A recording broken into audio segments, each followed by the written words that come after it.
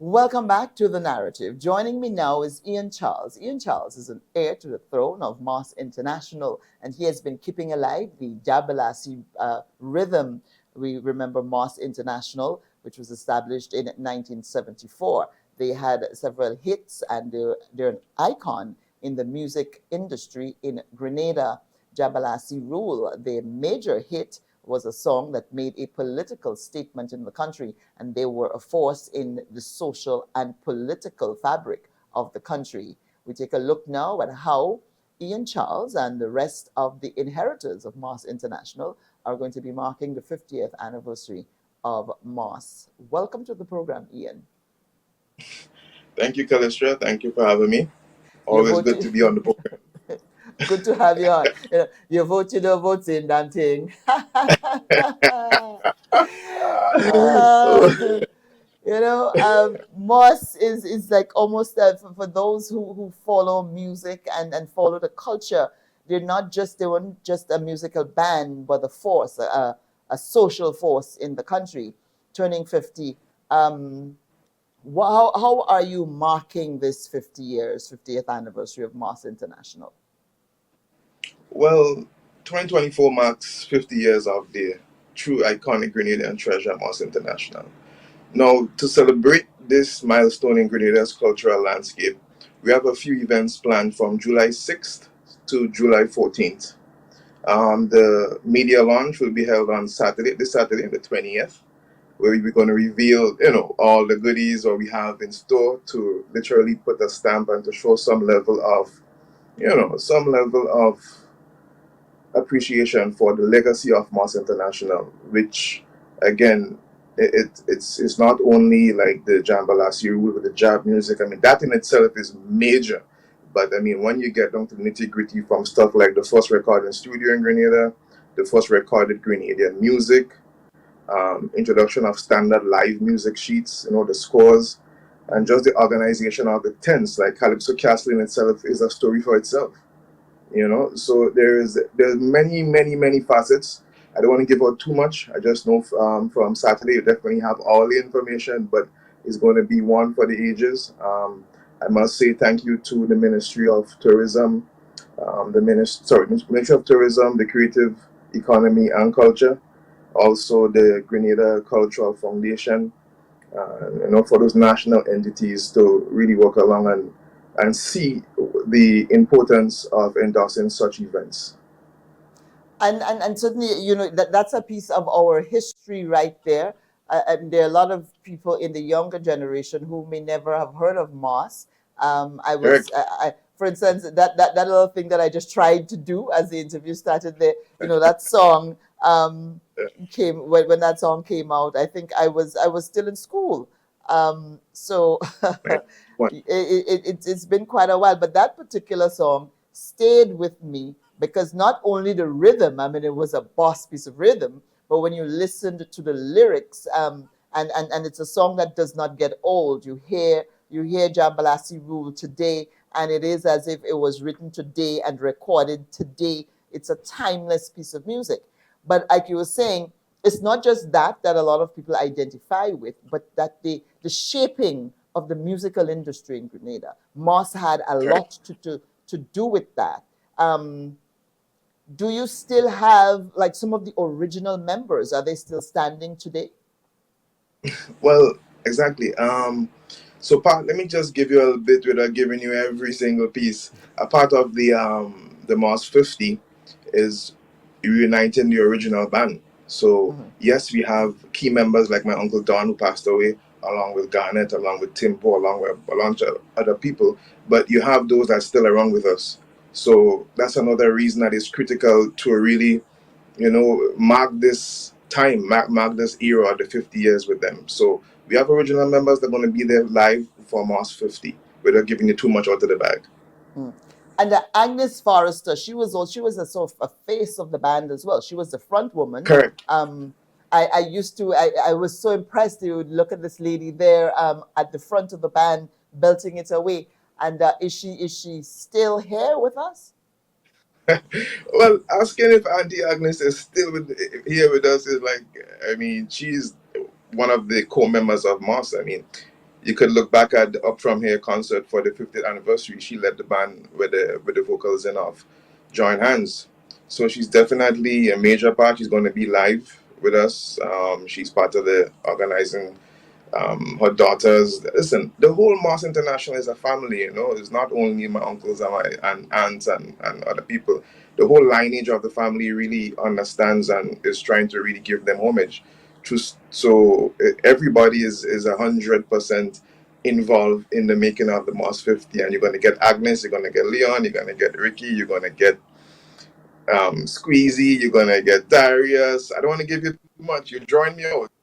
You're too much of an expertise in the field. You join me out. That's what interviews are supposed to do, and I doubt I'll be able to get everything out of you, because I will also. I thank you for the invitation, the special invitation that you've sent to me to attend You're the most welcome. the launch on Saturday, which includes a listening party. Um, Oh, yeah. that sounds like it's going to be fun. We'll get to hear a lot of stuff from Moss that we probably had not heard before, that I had not heard before, and those that we are familiar with as well. What's going to happen there? Okay, so the listening party is, I mean, I'm looking forward to the listening party and the most. And the reason why I say that is we've remastered 32 of Moss's, classic hits. So you have the iconic Jambalasi rule, which is now remastered to be able to, be into the standards of today's music. So if you turn it on with any music produced today, it's on the same international standard. So we have that, we have Join Hands, you have some previously unreleased music, and you have some classics like Labia Music, Dance the Night Away, Do Something, Sweet Lave. But Mm, it is being released in volumes. So we have three volumes. The first volume, which is entitled Labia Music, it came out on the 7th of February, Grenada's independence. It came out, and we have volumes 2 and volumes 3. Volume 2 is entitled Jambalasi Rule. It features obviously Jambalasi Youth, but it also features the more up-tempo calypso, soca side of Moss International. And then you have volume 3, which is called The Beat of Life, which focuses on the band's diverse take of music in the sense of is a more reggae pop kind of vibes. And if you go back to volume one is the more zouk influenced tunes. So the mm. three volumes come together and give you a more holistic vibe into the history of and the creation of Moss International. But many people might only know them because of Jambalasi Rule, which you just said a while ago. But Moss International, they are a band of great versatility from the beginning up to over these 50 years.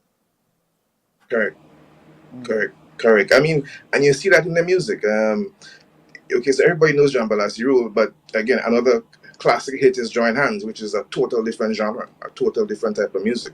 Then you have Too Hot, which is a hardcore zouk influence rhythm, and then you have reggae classics like Caribbean Dance Party, which actually charted on the Caribbean charts back in the 70s. Plus, you have You Gone, which is a hardcore reggae beat.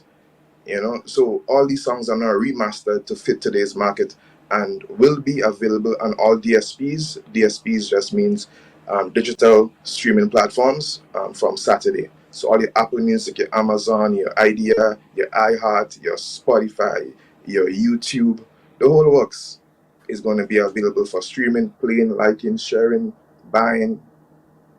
Want to make the history and the music available to everybody.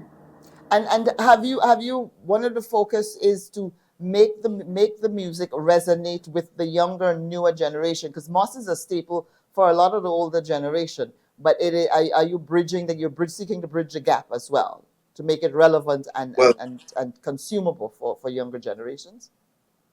100%, and we've doing that. We've been doing that since maybe 2019 with the inception of the Jambalasi Rule rhythm. We did it over with modern day contemporary artists like Skinny Bantan, Lava Man, Jab King, Terror the Governor, to, as you say, bridge the gap with the new age artists riding on an old school rhythm but with new age tones. We've also did that with other projects like Dasi, which features Moss International's Dance the Night Away, which is a hardcore zouk infused music. We had people like Pinky Fabulous, Skinny Banton again was on the rhythm, Jack King was on the rhythm, Valley Ned. And last year we also did over Carnival is Fun Time. I sure you know that song. Carnival is fun time.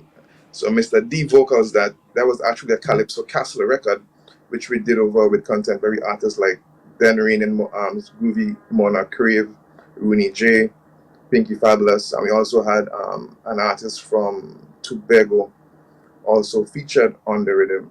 So we're definitely trying to bridge the gap and keep it current, and so generations to come and generations now will be able to identify it and also own it as their own, because Mars International is a national entity, not only a family legacy. It is an official ICH of Grenada. Mm. Now, as these younger, more modern artists ride on the rhythm of Moss International, do they have an appreciation and a sense of the history and the legacy that they are now benefiting from? You're the best. That's what I told you. You're the best. You're the best. You're asking some serious questions. I'm gonna be honest with you. Um, I would say not everyone understand knows. And again, let me go on record and saying that is no fault. Very little has been done to document and preserve the intellectual value of culture and music. So you have a lot of things that is so integral to Grenada's culture that people just don't know. So you're gonna send a rhythm that has so much cultural reverence to an artist, and then the material he might put on the rhythm or the time he might invest into the rhythm is definitely nothing what the rhythm actually worth. So we have these problems, but then again, you have other artists who definitely understands the mission and they go hard and they put in hardcore work, which would be, it mightn't be as classic, but it would not, go contrary to the whole essence of the project. So we need to just continue building relationships with new and upcoming artists, also established artists. We need to continue work with and build using the platform, using the social media, using everybody to really speak with one voice as relates to Jab Jab, because Jab Jab in itself, it's we speaking with too many different voices. And the Jab music, which is a natural spin-off of it, needs to also have a central teaching. So I think producers, national entities, and historians alike need to speak with one mission. What And do you uh, when you say that we are speaking with different voices on the jab jab, elaborate elaborate on that, because for me I see us turning jab jab into a designer product, like we talk about designer dreads, where you go to the hair salon and get your dreads, and you're not one of those hardcore bongo dreads, shake your locks in the river kind of rastas.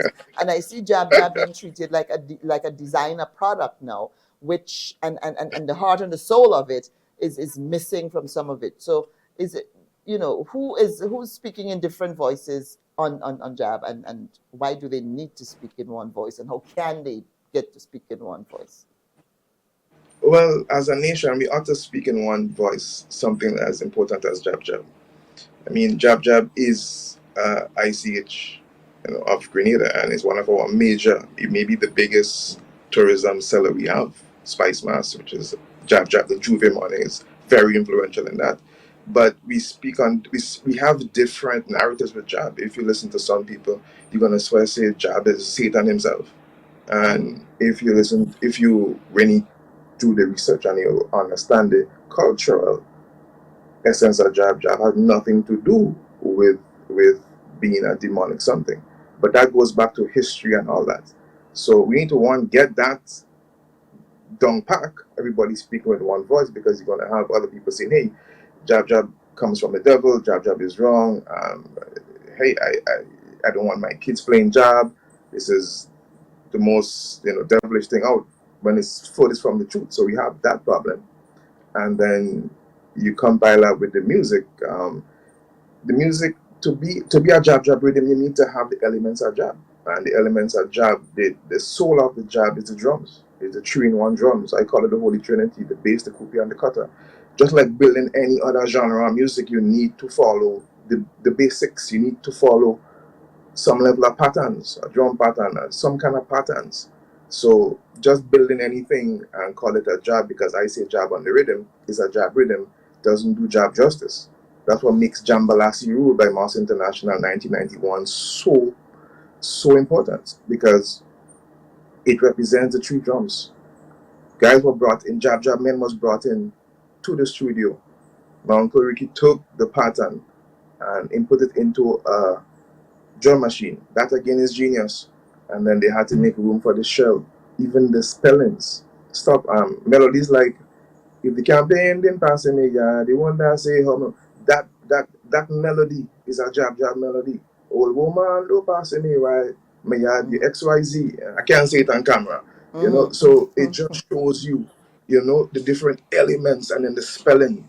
They brought, and then kill us with 13 taxes. That is jab jab spelling. So at least let's have some level of traditional elements live included in the music, so the music will grow.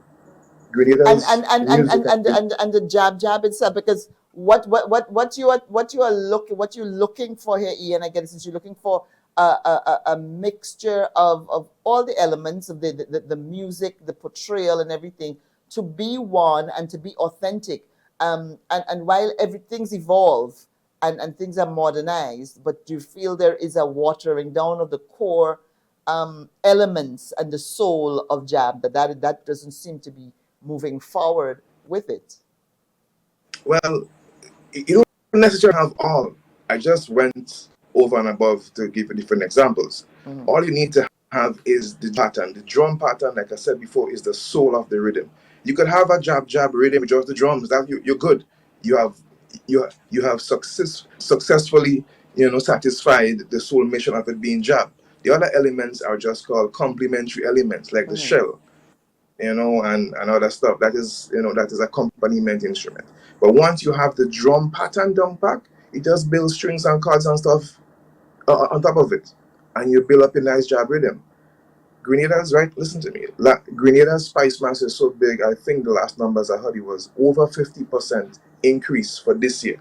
And one of the major things they're coming to for is the jab jab, and they're asking for cultural references. They're asking questions about the culture. So we need to be speaking in one voice and at least have some level of information that is nationally recognized as, hey, this is jab jab. This is what it means. This is the drum pattern. So if I'm a producer in Europe, a producer in Jamaica, a producer in Trinidad, and I want to build an authentic jab jab rhythm, I have something to reference, like all the and other and major genres. and we also have to protect both the music, the jab music, and the jab itself. I'm not sure if we have moved yet to copyright to ensure that it is protected, that to use any of it, people can't just use it willy-nilly all over the place and make money, use their infinite resources to make money out of something that has come out of our souls, that is also well protected.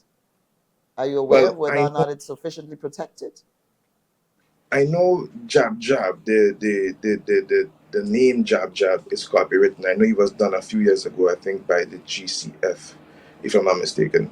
But That's as it not relates right. to Jab Jab, listen, as it relates to Jab Jab is not a Grenadian thing. Jab Jab is not indigenous to Grenada. Jab Jab is indigenous, is African culture. Mm. Wherever you had enslaved Africans, you're gonna have snippets of the Jab Jab. So what But gives but but but Grenada? but but but ours is unique, isn't it? We Well, have a particular listen. product. Well, listen. Hmm. If you look at the Negocio or the what's the rise? Oh, Jesus, I'm drawing blanks. But the people from the Negmaroons, from Martinique, from Hmm. Guadeloupe, they're very very similar to us. They're like our twin sisters and brothers. The only difference they have from us is their music. Grenada's niche market is its music. The music is a faster BPM, and you have three drums.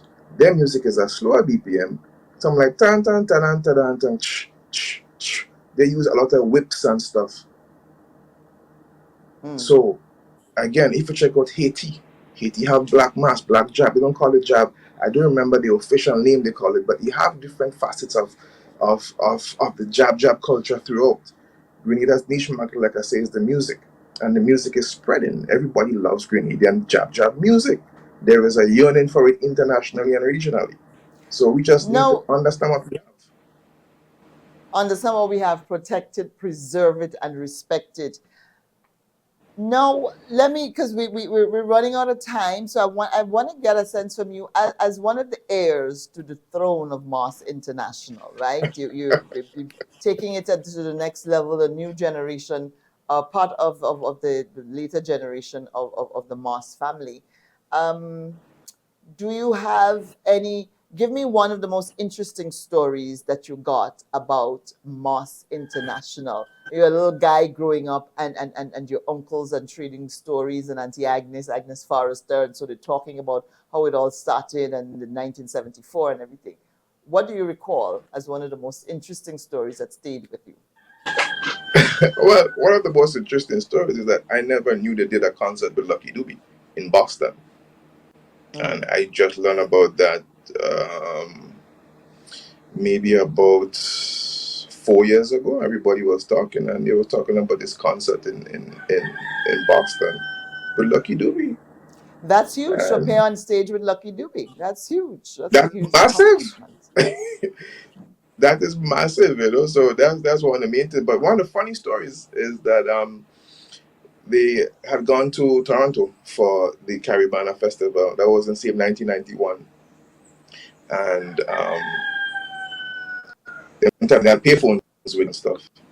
So Mm. there was the produce the record company. They're like, hey, late Caribana, we're already in Canada.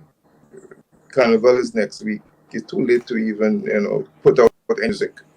So during with the producers, with the record producers, the quarter finished, the money finished, and you had no cell phone and them thing. You could just call back. And you know what's history? The history was Jambalasi rule came out, and they didn't even know. Oh, it was launched and they didn't even know. It was really. The records came to Grenada. The records came to because and it got distributed in a weekend, and the rest is history. When they come Mm. back to Grenada, everybody on the airport was like, "Hey, you have such a big tune." They want oh, the call cut off, the money finished. They wanted to hold the record back until next year. So you Oh, can't I stop get it. history. Okay, so they were on with the producer saying, you know what, let's release another at another time. That conversation did not get to finish because they ran out of the quarter at the phone booth. Because So the we ran out records of the were sent quarters. and released. And The records were 1991 sent to Jambalasi Grenada. rule happened. Okay. Jambalasi rule happened.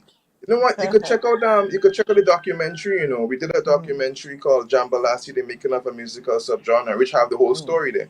We did it in mm. collaboration with Made in Grenada, so you should check it out. It's on our social media, Jambalasi YouTube channel. You could check it out there. All right. Ian, thank you so much for joining me and for sharing part of Moss International's very extensive story with me. Congratulations on the 50th anniversary. I see you have a cork there competing. We may have the cork rhythm. If I Well, hear the no, cork Labe, you rhythm, know, Labe yeah, country. and you are in the home and the heart of Moss International, speaking to us from the home and the heart of Moss International, Labe. Um, Thank you Labe. so much for joining us, and good luck with the launch on Saturday and the rest of the activities that you're holding to honor the icon, the legacy of Moss International. We appreciate you. Thanks for being on.